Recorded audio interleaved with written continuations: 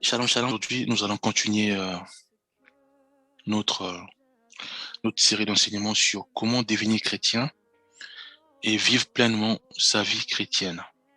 Donc aujourd'hui, nous allons voir le point 5, donc ça va être rechercher davantage à te rapprocher de Jésus-Christ à travers sa parole, la prière et une vie de sanctification.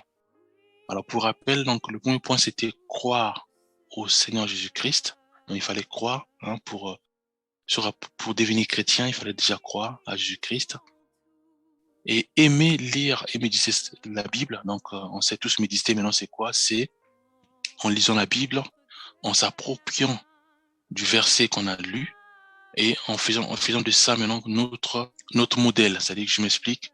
Je dis par exemple là où c'est écrit, si tu crois au Seigneur Jésus-Christ, tu seras sauvé toi et ta famille. Donc, on se pose la question, est-ce que je crois réellement? C'est ça, méditer. Donc, est-ce que moi, je crois réellement à Jésus-Christ? Alors, si je crois, donc, si je crois pas, je cherche maintenant à comprendre, à poser la question de savoir comment croire. On sait tous que, on dit croire, pour croire, il faut lire la parole du Seigneur. C'est-à-dire qu'on croit, tout ce qu'on entend vient de la parole du Seigneur. Tout ce qu'on entend, pardon, vient de la parole du Seigneur. Donc, on sait tous que pour croire, on doit d'abord écouter la parole du Seigneur. Et on écoute la parole du Seigneur.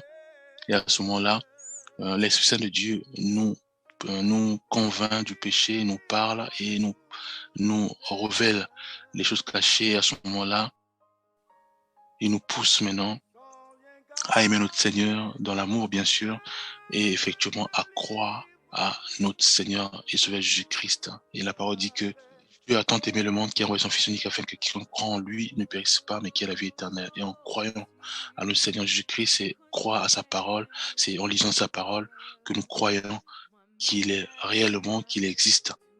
Voilà, donc c'est croire. Et après, donc c'est ça, méditer. Donc on s'approprie de la parole du Seigneur, on s'approprie de ça, on se pose des questions en disant que voilà, est-ce que moi je crois? Si je crois pas, je fais la prière pour que Dieu puisse m'aider à croire. Et en faisant la prière, Dieu va me pousser à lire la Bible. Effectivement, en lisant la Bible, à ce moment-là, l'Esprit Saint de Dieu se met en mouvement. Comprenant Jésus-Christ, effectivement, c'est croire en lui, c'est de s'approprier de sa vie et de vivre selon Christ. La parole de Dieu nous dit, par exemple, de ne pas voler. Maintenant, on se pose la question, est-ce que réellement, je suis toujours dans le vol? Si c'est pas le cas, je prie, Seigneur, ta parole vient de me dire que je ne dois pas voler. Maintenant, moi, je vole. Prie, fais-moi grâce de ne plus voler. C'est ça, méditer la parole du Seigneur. Donc, ça veut dire que on se met à la place, on se met à la place de la parole du Seigneur. On se dit que cette parole est pour moi. Maintenant, je te pose la question, est-ce que j'ai déjà fait, est-ce que j'ai accompli ce verset? Est-ce que je vis ce verset? La parole de Dieu me dit, aime ton prochain comme toi-même. Prie pour tes ennemis. Maintenant, je me pose la question, est-ce que moi, j'arrive à pardonner à mes ennemis? Est-ce que j'arrive à pardonner à mon père? Est-ce que j'arrive à aimer ceux et celles qui me font du mal? Est-ce que j'arrive réellement à, à aimer mon prochain? C'est ça, en fait, méditer la parole du Seigneur. Donc, on lit un verset biblique, on met une pause et on se pose la question, est-ce que je vis cette parole? Est-ce que je la vis? Est-ce que je vis cette parole? C'est ça, méditer la parole du Seigneur. Donc, c'est pas de lire la Bible seulement comme la littérature, non.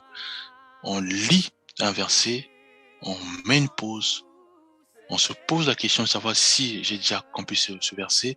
Si c'est pas le cas, je prie pour que cette parole que je veux lire rentre dans mon cœur et que je puisse l'aimer, la méditer encore davantage et la mettre en pratique. Et après, on continue encore la lecture. C'est ça, méditer. Donc après, le troisième point, c'est prier en permanence soi-même et avec sa famille chrétienne. Donc, on a cru en Jésus-Christ, on médite la parole du Seigneur, et là maintenant, on doit maintenant cultiver la vie de la prière. On doit prier constamment.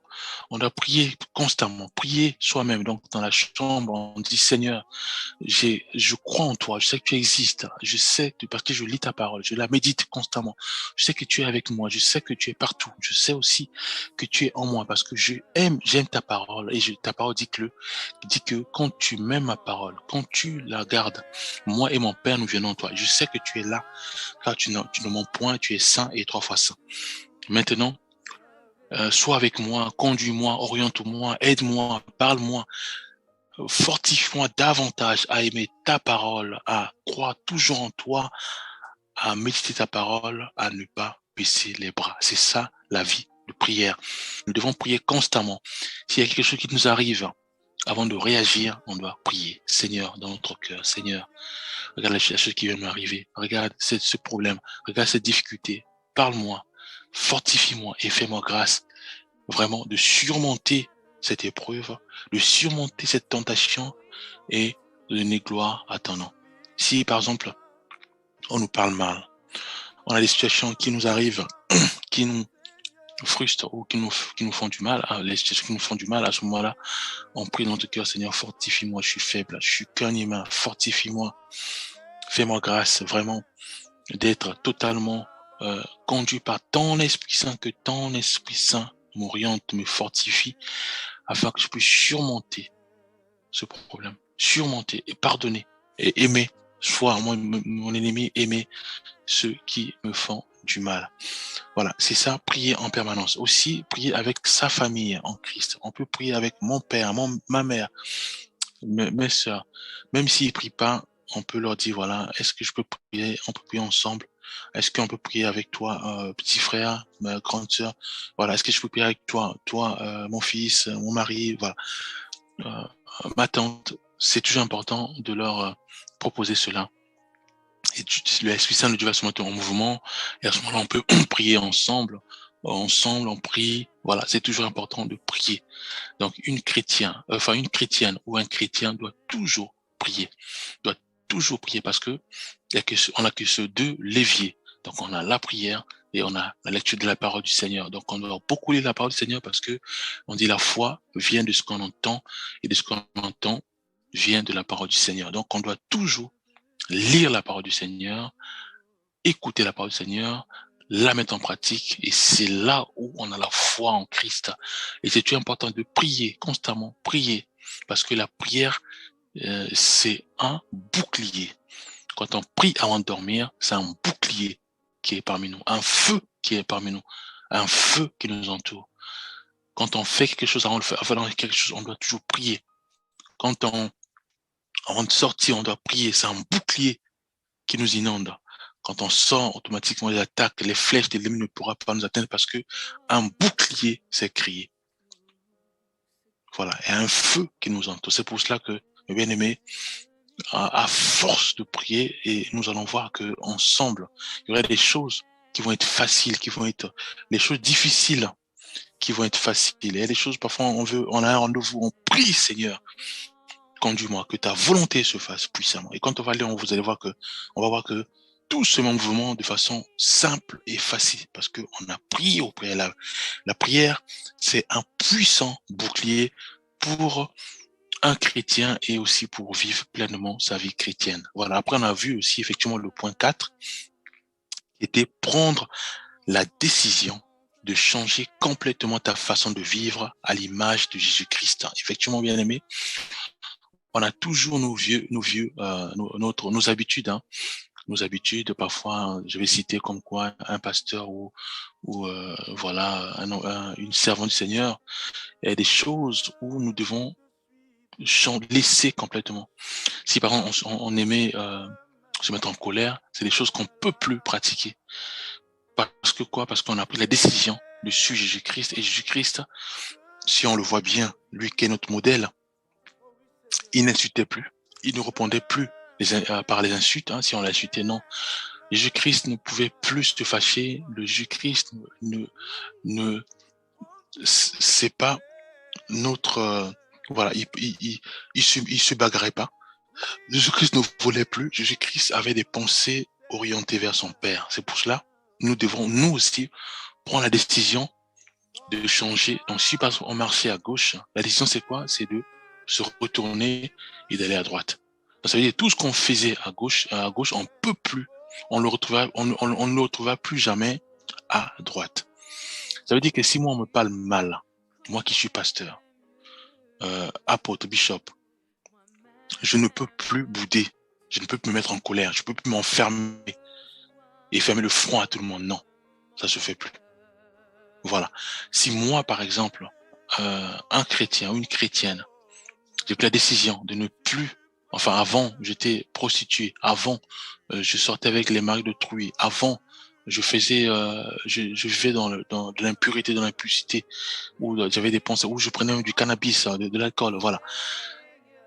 La décision c'est quoi? C'est de changer radicalement. Ça veut dire que de arrêter tout ça. Maintenant, de vivre une vie de sanctification, de dire Seigneur, maintenant je dépends uniquement à toi. Je sais pas mon lendemain, je sais pas mon futur. Je vois aussi à l'âge qui avance, je vois beaucoup de choses, mais comme un enfant, mes regards sont fixés vers toi. Maintenant, je dépends à toi. Maintenant, toi seul, conduis mes pas, conduis ma vie et fais grâce afin que je puisse trouver mon mari à moi, peu importe l'âge, mais c'est à toi que je regarde maintenant. Mes yeux sont fixés vers toi, que tu puisses me donner un mari pour ne plus vivre dans la fornication. Mes yeux sont tournés vers toi, afin que maintenant tu puisses m'éclairer, afin que je ne puisse pas me mettre en colère, que je ne puisse plus fermer les fronts à mes collègues, à mes collaborateurs, ou même à mes frères de l'église. Je ne peux plus fermer le front. Je dois maintenant vivre une vie de sainteté, de sanctification, une vie d'amour où je dois aimer tout le monde, mes ennemis, aimer ceux qui me font du mal, prier pour eux. Voilà. Prendre la décision, c'est de arrêter complètement de faire des choses que je faisais avant qui me poussaient dans le péché. Ça, c'est ça, une vie chrétienne. Arrêter totalement. Voilà. Et là, maintenant, aujourd'hui, nous allons voir le 5e point. Et ça va être maintenant rechercher davantage à te rapprocher de Jésus-Christ à travers sa parole, la prière et une vie de sanctification. Donc pour cela, maintenant, nous allons prendre quelques versets. Donc nous allons lire Éphésiens 2, verset 13. Donc je vais lire que Jésus-Christ sanctifie sa parole. Mais maintenant, dans l'union avec Jésus-Christ, vous qui étiez alors bien loin, vous avez été rapprochés par son sacrifice. Nous allons lire Psaume 119, verset 151. Seigneur, toi, tu es près de moi et tous tes commandements sont vrais. Osée 6, verset 3. Oui, cherchons à connaître l'Éternel. Efforçons-nous de le connaître. Jacques 4, verset 8. Approchez-vous de Dieu et il s'approchera de vous. Voilà. Sur ces 4 versets, on voit bien que on parle de la parole du Seigneur, on parle de Jésus-Christ, on nous demande de nous rapprocher de Dieu et lui se rapproche de nous. On nous demande de nous efforcer de le connaître lui et on nous demande aussi de respecter ses commandements. Donc voilà. Donc, une vie chrétienne, mes bien-aimés, c'est de lire, ça va toujours revenir, mes bien-aimés, lire la parole du Seigneur. Pourquoi? Parce que Jésus-Christ, qui était la parole, il s'est fait chair, il est venu sur la terre pour nous enseigner sa parole. Donc, pour nous enseigner sa parole, qui n'est autre que sa personnalité. En comprenant sa parole, en la méditant jour et nuit, ça veut dire qu'on a la foi. Et la parole qui dit que quiconque croit en Jésus-Christ est sauvé. Ça s'accomplit parce que nous croyons à la parole qui n'est autre que la Bible. Nous la méditons constamment. Nous gardons cette parole dans notre cœur et nous la mettons en pratique. Et en faisant ainsi, mes bien-aimés, nous sommes effectivement disciples de Jésus-Christ. Nous sommes agréables à Jésus-Christ. Et oui, nous garantissons le salut. C'est pour cela, bien aimé, nous devons tout faire. Ça coûte rien de prendre la Bible et de la lire pendant le temps de pause, avant de dormir, ou même très tôt le matin quand on se réveille, ou même euh, les week-ends, voilà, en lisant la Bible. Pourquoi? Parce qu'en lisant la Bible, il y a un mystère qui se crée. C'est quoi le mystère? C'est l'Esprit Saint de Dieu va commencer à nous révéler les choses cachées. L'Esprit Saint de Dieu va nous convaincre du péché. Et il y aura des délivrances qui se fait aussi instantanément. Ça va commencer à lire la parole du Seigneur, et là où est le Saint-Esprit, il n'y a plus la peur, il n'y a plus la tristesse. Donc il y a ce qu'on appelle la puissance de l'Esprit Saint de Dieu qui va commencer à nous imbiber de manière à briser et détruire tous les liens héréditaires, à détruire toutes sortes de séments des ténèbres, rien que en lisant la parole du Seigneur. Et quand je dis lire, ça veut dire qu'on la médite. Ça veut dire que je lis par exemple le point verset qui dit euh, crois en Jésus-Christ et tu seras sauvé, toi et ta famille. Je la médite, Seigneur, aide-moi à croire. Aide-moi à croire en toi pour que moi et ma famille, que nous puissions être sauvés. Seigneur, fais que cette parole se réalise puissamment dans sa vie, que je la pratique. Rien que ça, mes bien-aimés, on a fait deux choses. Et à la prière, et à l'étude de la parole du Seigneur, et sans se rendre compte, la puissance du Saint-Esprit se met en mouvement de manière à toucher mon père, ma mère, ma sœur, moi-même y compris, et à être totalement restauré. Rien que par ça. Eh bien, mais ça paraît simple, mais il y a une puissance derrière. Lire la parole du Seigneur paraît simple. On ne demande pas de grandes choses, hein, comme dira le serviteur d'Aman, qu'on t'a demandé pas grand chose. On t'a juste dit, va te laver 7 fois dans l'eau et tu seras guéri. La lèpre va disparaître. Juste ça, mes bien-aimés. Dieu nous demande simplement de croire à la parole, de lire la parole. Simplement ça. On ne demande pas d'aller faire des choses difficiles ou aller ramener des ingrédients comme fait ceux qui travaillent avec le diable Satan, hein, les sorciers, les marabouts, les magiciens, ceux qui consultent les tarots, tout ce qui est boule de cristal. Non. Nous, on nous demande simplement de lire la parole, simplement. Aman, on lui a dit simplement d'aller se laver 7 fois dans le Jourdain. Simplement. Et quand il est parti, il a obéi. Donc il y a eu l'obéissance, et quand il l'a fait, et autant il était qu'il allait. Pareil pour nous, on obéit, on lit la parole du Seigneur, on est totalement délivré. Totalement délivré. Mes bien-aimés. Donc, pour se rapprocher davantage de notre Seigneur et Sauveur Jésus-Christ, et pour que lui aussi se rapproche de nous davantage, comme a dit Jacques 4:8, c'est la parole du Seigneur. C'est simple. C'est en lisant la parole du Seigneur, simplement. Après, quelle stratégie faire pour lire la parole du Seigneur? D'autres préfèrent mieux commencer par la Genèse, hein, où on montre Dieu, il crée l'homme, il crée Adam et Ève. Après, il y a la désobéissance, et il y a le rejet. Enfin, Dieu met Adam et Ève dehors, et après, on a toutes ces histoires de la tour de Babel, voilà. Donc, il y a ce chemin-là qui se met en place, et on comprend mieux comment fonctionne Dieu, on comprend mieux comment fonctionne l'homme, et on comprend mieux aussi quand il y a eu maintenant les lois de Moïse, où on parle des 10 commandements du Seigneur, hein, dans Deutéronome 28, où Dieu dit, voilà, que si tu obéis à toutes les bénédictions qui vont t'accompagner, et après un peu plus loin, quand tu vas désobéir, voilà tout ce qui va t'arriver comme malédiction. Mais ça, ce que Dieu donne, c'est juste un chemin, c'est juste une information qu'il donne.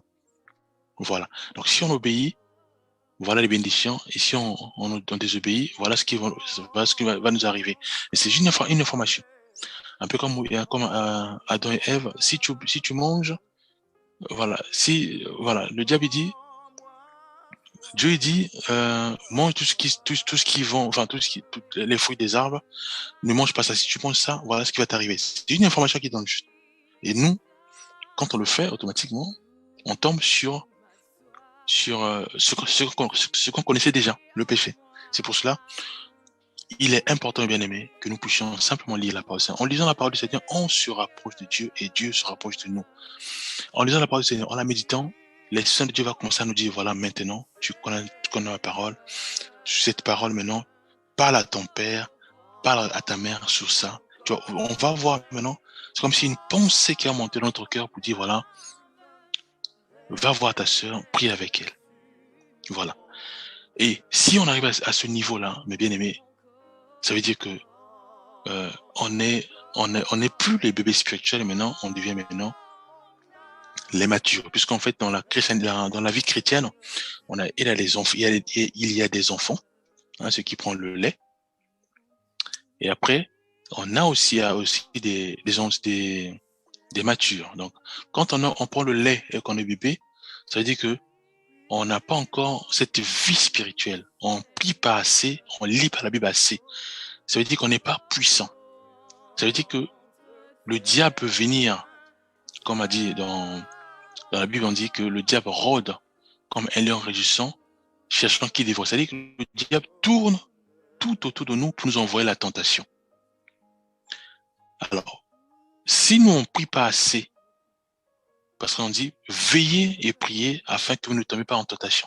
Ça veut dire quoi? Ça veut dire que si on prie beaucoup, un frère peut venir t'insulter, ça va rien te faire parce qu'il y a cette bouclier de la prière qui s'est mis en place.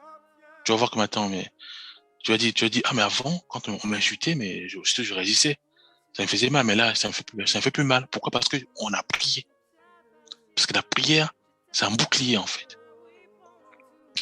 Alors si on prie pas beaucoup, le diable va passer par une copine pour t'insulter. Voir maintenant comment ta réaction maintenant. Si tu réagis, ça veut dire que tu es encore bébé spirituel.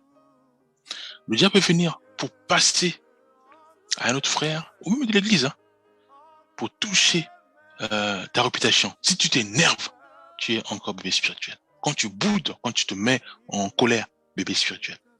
Mais bien aimé, le diable peut passer par ton fils pour te bousculer et t'énerver. Et quand ça t'arrive, tu es encore bébé spirituel. Tu ne pries pas assez. Alors, quand tu pries assez, quand tu lis la parole du Seigneur, ça veut dire que tu te rapproches du Seigneur. Il y a une puissance qui se met en mouvement. Si tu laisses l'Esprit Saint de Dieu qui est avec nous, qui continue à travailler davantage dans notre vie. Et à ce moment-là, ton père t'insulte.